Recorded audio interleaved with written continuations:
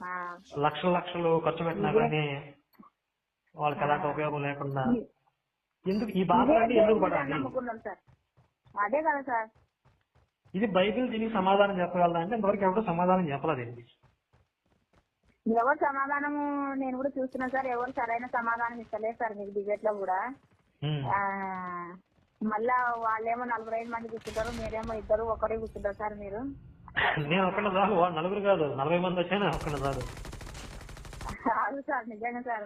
నిజంగా సార్, ఒక నేను విన్నటువంటి పదంలో సార్, మన రామాయణంలో ఎక్కడుందేమో కానీ సార్, 1000 మంది వాళ్ళు ఓడగొట్టడానికి 1000 మంది ఎడమ పక్క, కుడి ప్రక్కన ఒక్కరు ఉంటే చాలు సార్ మనకి.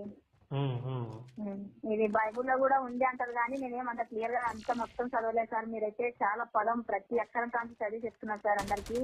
నిజంగా మీకు నిండు 100 ఏళ్ళు దేవుడు ఆశీర్వాదాలు